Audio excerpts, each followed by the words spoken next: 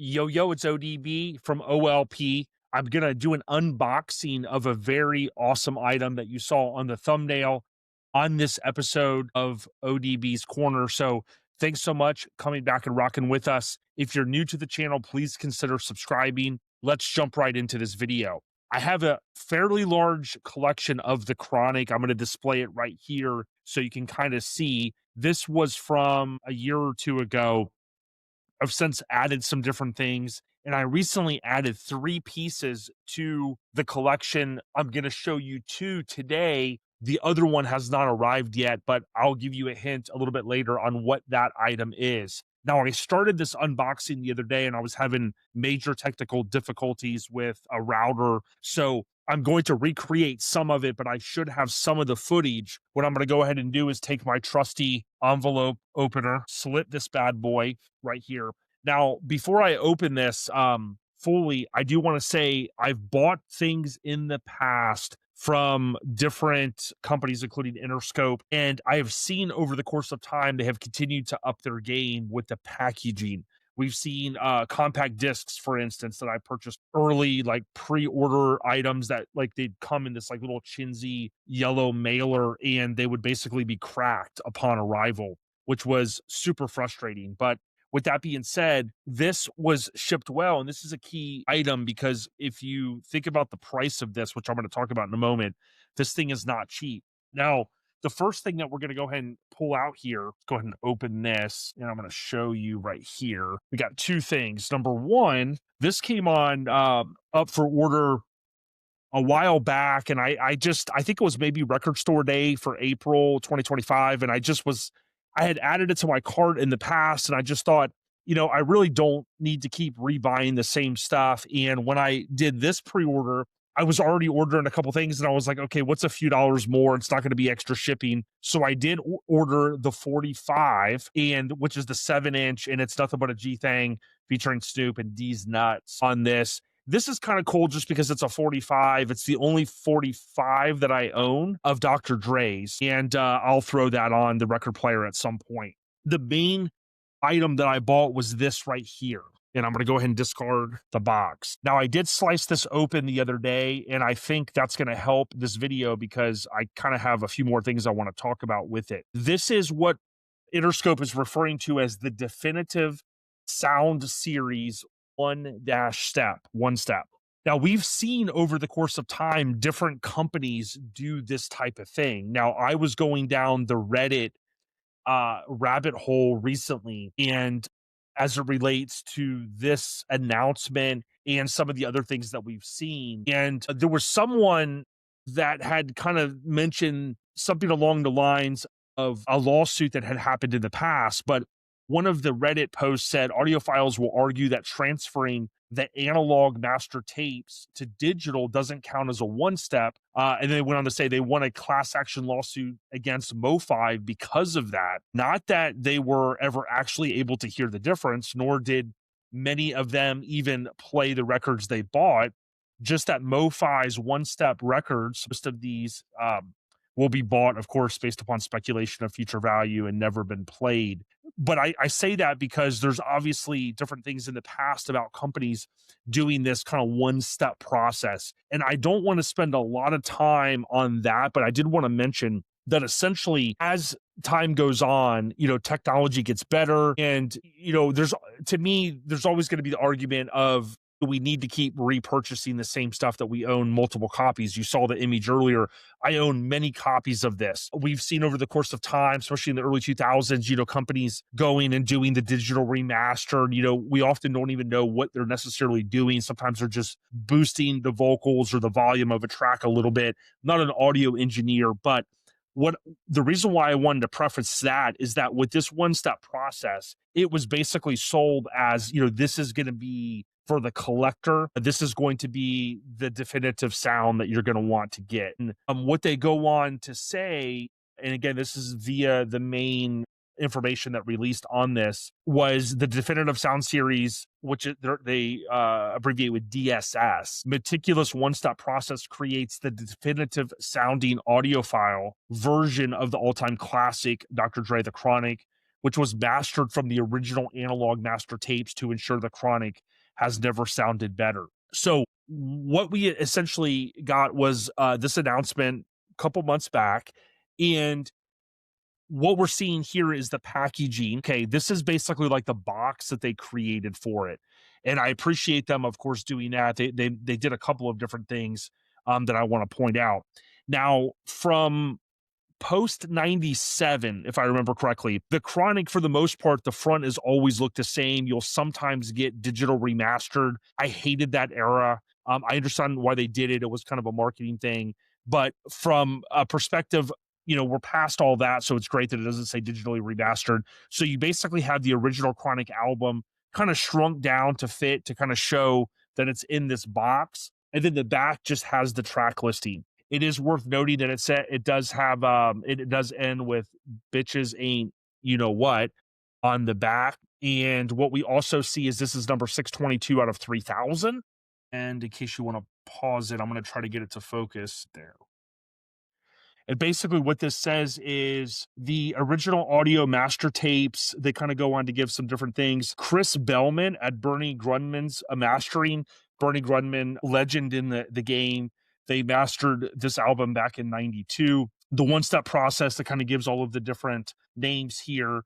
And they do go on to say, of course, the original release was 12/15/92. The one-step reissue producer was Tom Grover Berry, Biery, and the packaging was GPA Global. Okay, so I wanted to kind of mention that.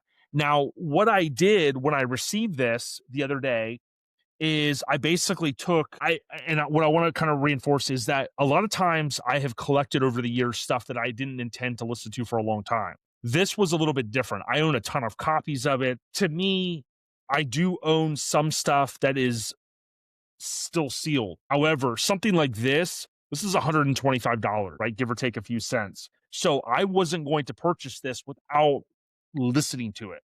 Now, what I did was I took meticulous care to slit the shrink wrap right there. Okay. That's important because, you could get in here going crazy with something like this or some scissors, and you could potentially damage the packaging. You're not going to want to do that. Now, if I remember correctly, the way I'm taking it out here is how I actually put it back in the other day. Okay. But I want to point something out to you. Okay, this would be the natural way you would want to put it in. Some of you guys might chime in and go, well, you wouldn't want to store your records this way because you could get dust and things like that in that. So feel free to chime in if you want to mention that. I repackaged this or reinserted this last night. Now, the reason why I say that is, if I remember correctly, mine came out this way. And I'm going to talk about the significance of this in a minute. Okay. You would want to be very careful, because if this is the end right here, and I'm going to show you that, if I can get it to focus, there's a little bit of right in here, kind of a little slit almost. Okay, it's not perfect on the packaging there. I took meticulous care to take this thing out. I don't think most would really care with the normal pressing, but you would, obviously spending the extra money for this, you would want to make sure it's really, really dialed in. Now, the reason why I say that is, again, when you slit this open, you would want to be careful because you wouldn't want to cut anything up here. Okay. I made sure I did not, but that's going to be one key thing. Now, with any collector, most of us were going to leave the shrink wrap on. You're left with this box, and the binding here is pretty cool. It's the first time we're getting a gatefold, and it says, of course, Dr. Dre The Chronic. And again, it's going to be hard for my camera to focus on that. Over here, it says DSS 1 right there. Again, you've got the front cover, which is what we would expect. It does have, of course, the death row inmates. It has the parental advisory. The back, okay, this drives me crazy. I've said this before on my social media at BD94S10 or at Death Row Records Legacy. That is also my account as well, one of my many Instagram accounts.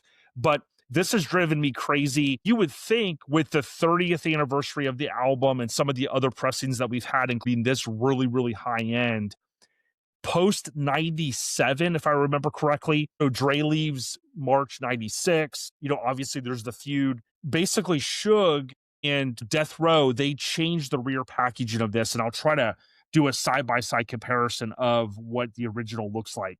Now, some people have chimed in and said, well, listen, at the end of the day, it really doesn't matter. It's really about the sound, right? And I'm going to get to that. But what you see here essentially is you've, instead of it saying produced by Dr. Dre, it's executive producer and then all caps Suge Knight.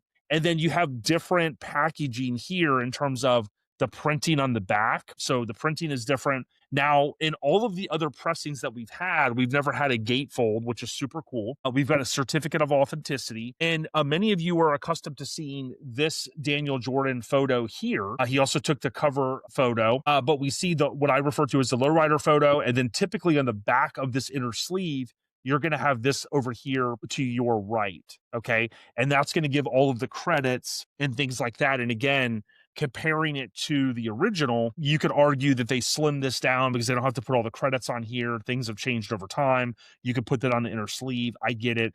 I just like the look of the original, and especially, 92 to 97 ish, 6 years. That's the only time we ever got to see that original packaging. I wish that they would do that. So basically, again, we get the gatefold here. Okay. You've got, this is the way it looks on the outside. Okay, very similar. You've got the insignia from not only Aftermath, you got, of course, Death Row, and you have Interscope. Now, something else to keep in mind, a few people had posted this, they said, yo, Dre's dropping this, so on and so forth.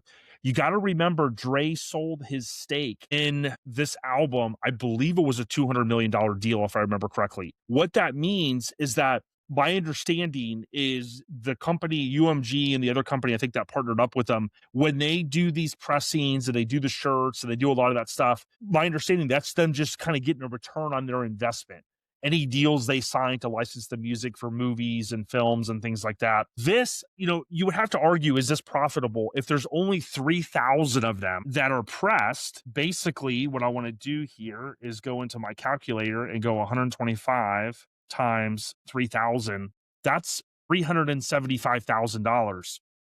How much does this, the project management behind it and the pressing process and things like that? I mean, who knows? Do you have 100 grand in it? Maybe less, maybe more. I don't know. Some industry insiders could maybe chime in. But what I will tell you is I was on the fence about making this purchase. $125. I own all these other copies. I will tell you, this is probably the last version I will buy. Well, I just bought another version of it, which I'll talk about at the very end. This is probably the last main version of this album that I'll ever buy, unless we see something that's totally off the wall. For instance, if they released something that was the original album plus extras, like demos, like some of the other, like the B-sides, like maybe, the original track listing that included the 187 track, things like that. If they were to do something like that, I got to give Interscope and the team credit, because this is a very, very high-end kind of packaging, if you will. I know it's not going to be for everyone. People are, were already saying in the different ads on Instagram, you got to be crazy. Why would you spend that much money for this? Again, I'll get to that. Now, I have a pretty big collection, as I showed earlier. This is my display case, one of them, and this is just Dr. Dre stuff up here. I have most of the things that kind of relate to this album. Now, what I will tell you is, upon putting the first vinyl on for side A, my first impression was it sounds good, but I really don't think the average person, the non-collector, the non-kind of fiend, if you will, is gonna maybe appreciate this. If you don't have any copy of the album and you just said, hey, I'm a casual fan and I just want to collect and I want to buy a high-end version of it, by all means, buy this version.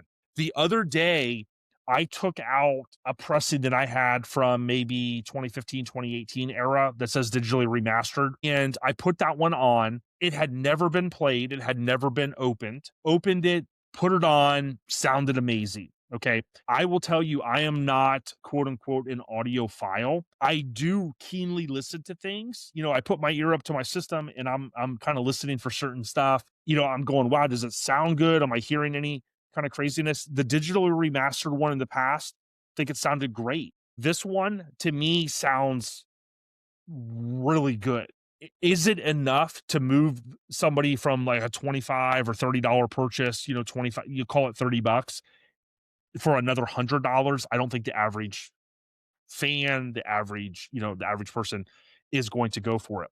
But I will say this, if you go back to what the press release was, right, and the stuff on their website, which again gives all of the details, original analog masters, the vinyl compound, it is 180 gram high definition vinyl, the different names, things like that. It basically kind of goes back to talk about, this is going to be for a collector.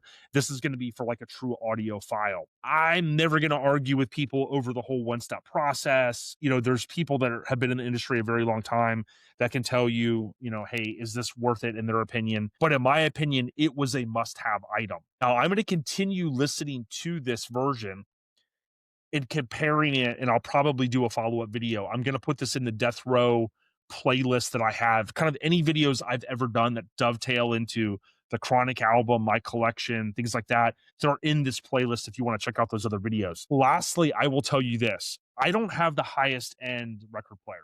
I've got kind of a Sony 1990s model. I really like it. Super easy to use. Okay. I'd love for you guys to chime in and tell me if this is normal. Now, when I put that Dr. Dre, The Chronic, digitally remastered copy on recently, I hit start, the needle moves over, side A plays, boom, flip it, side B plays, flawless. I did notice out of the gate, first vinyl that I put down on the A side and the B side, there were a couple of clips in the audio. Okay. What I believe that is a little bit of dust on it. And this is the reason why I wanted to say this. When these come, which I appreciate record companies doing this now, I just bought a whole bunch of these, right? Because a lot of the guys I follow and listen to vinyl and things like that, they have these different ones. Some people put this back in the sleeve. Some people put this in the big sleeve and these behind it. But when I took this out, I took it out meticulously and I literally said, okay, boom, let's put it on side A. And I made sure I didn't touch it or anything like that. And there were a couple of like little pops. Is that normal? Okay. What I plan to do is I'm going to be getting a new vinyl setup to clean, and I'm going to clean this. Okay. But my question would be, if it's brand new and it's never been played and it's literally, I mean, I can understand it's got a slip mat on my setup. And when I flipped it, maybe you could say, hey, some little speck or something was picked up on the slip pad. Then he flips it. And then on this side, it kind of picked up a little bit. But I can tell you on side A and side B, I literally heard a little bit of like popping, not even popping, like where it basically was a skip. Like it almost sounded like I was listening to a CD and it skipped. And it was like, what the hell? And okay, it was over. And then it played the second side, side B on the first vinyl, had a few more of those than the first side. And I kind of thought to myself, well, the digitally remastered one didn't have that at all. The other vinyl that I've been listening to, other than some stuff that's been older that probably does need to be cleaned, I'm going to get that spin set up where you put the little bit of the fluid and you mix it and you kind of spin the record. My understanding is that's a very good setup versus the little brush, if you will. But I just thought to myself, not taking a dig at all how this was done. I just want to know, is that normal? Like, was there sometimes a pop and then you're like, okay, well, let me go and clean my brand new record? I don't know. But with that being said, the last thing I'll mention again, I did hint at this earlier. There is a certificate of authenticity. So that is super cool. It says the artist Dr. Dre, DSS 1, the Chronic 1 Step. I always wonder, this says press September 2025 at Record Technology Inc. in California. And it kind of gives you a little bit more meticulous craftsmanship went into every aspect of this release, including the design and the packaging of the unique slipcase and the tip-on heavyweight jacket. So pretty cool. So I think that's about all that I can share right now. Again, I am going to play this versus the other copies, including the original pressings that I have, and just try to kind of get an ear for, is the sound a little bit more deep? That's what I would expect, right? But I think your average person, you're going to throw this on and you're going to be like, okay, I've listened to this album a lot. Is it really worth the extra money? I don't think for the average fan that it is. Certainly in my collection, I'm happy to have snagged a copy. I did start seeing copies, which you'll see the resellers, when stuff is still on a pre-order or stuff is not sold out, it's already on the usual suspect sites for double, sometimes, 50% more, sometimes 100% more than what you could get it for at that moment. And I thought to myself, I'm going to eventually want a copy of this. I'm going to eventually end up splurging more than the asking price now. I never like to pay more than retail. I rarely, if ever, pay resale on something, including vinyl or shoes or anything. So for me, this was a win-win.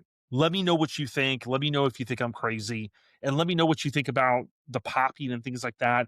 Again, the other albums that I put on since then, I've heard zero, so I don't think it's the needle. The record player was also recently serviced, so I'm kind of very curious about that. Is that normal? But hopefully, I'll get a good clean on this brand new couple of records, and I won't have to hear that again. All right, one last thing I did allude at the beginning for anybody that stuck through towards the end, the one other item that I recently purchased, which I received a confirmation today that it shipped, is the Chronic instrumentals. I'll go ahead and flash a photo or an image of what that looks like.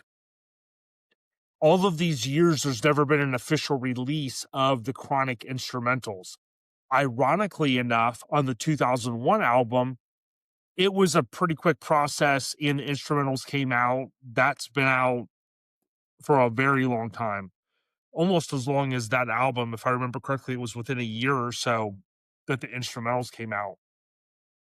They also announced recently, it was Black Friday Record Store Day, that Compton, Dre's last album to celebrate the 10th anniversary, they did an instrumental version of it, right? But the cool thing about the instrumental version of The Chronic, again, it had never been done, but we also, for I think it was the second time, we've saw the black alternate, if you will, kind of cover where instead of it being the normal white that we're all accustomed to seeing, it was black. And the only other time that we saw that was when Interscope did the version that they came out with.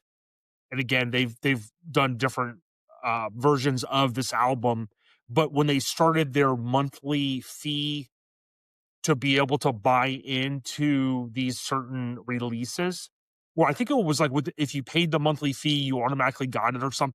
I think it was the Interscope Vinyl Collective, and that was a really cool release when it came out because not only did you have the black alternate version, you had the awesome kind of gold, just really popped. And this version is black, but it still retains some of the original kind of alternate colors, if you will. So, pretty cool stuff there. That's going to be probably this week in hand. So I'll probably do a video on that. In closing, I want to give a huge shout out to Daniel Jordan, who shot these famous photos, not only the album cover, but also additional photos, including what we know, as I alluded to earlier, the lowrider photo with the Impala. He did shoot other images as well. And he's a great individual. And you can see right here, this one here is signed by Daniel Jordan. So tip of the cap to the OG. He's done a lot of cool stuff. This is one of my original pressings. ODB, stay on the rise and check out the other videos here. I'm going to put the playlist to the death row in one of these corners. Biatchia. Peace.